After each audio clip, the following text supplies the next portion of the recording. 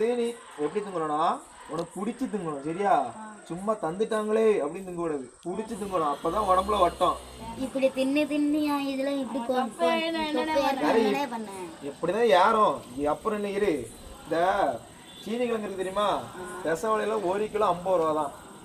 1 kilo வாங்கு, ஒரு வாரம் நீ திங்கலாம். சீனி கிழங்கு இந்த மாதிரி நீ முட்டை பால் அதெல்லாம் அடிக்கடி தின்னா உடம்பு நல்லா ஏறும் சரியா?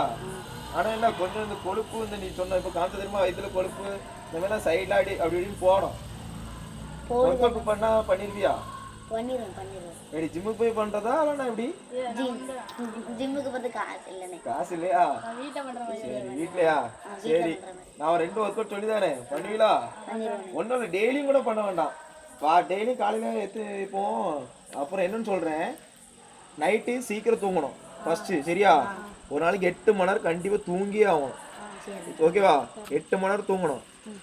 நீங்கள் சாப்பிட்றதுல முக்கியம் இல்லை, தூக்கம் ரொம்ப ரொம்ப முக்கியம் சரியா? 8 மணிக்கு தூங்கணும். காலையில் எழுந்துச்சு, ஆமாம் 5 மணிக்கு காலையில் எழுந்துச்சு எங்கே அப்படி என்ன பண்ணுவீங்க? Free fire ஆடக்கூடாது. 5 மணிக்கு எழுந்துச்சிட்டு நம்மளுக்கு குளம் இருக்கு தெரியுமா?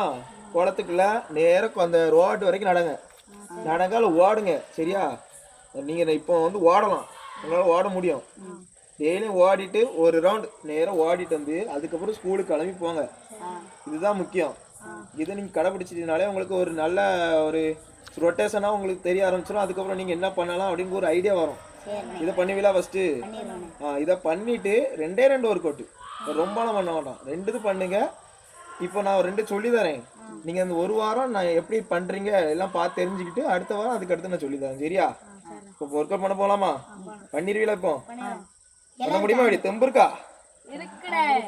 சரி ஏதோ இருக்கு, வா பார்ப்போம் வா.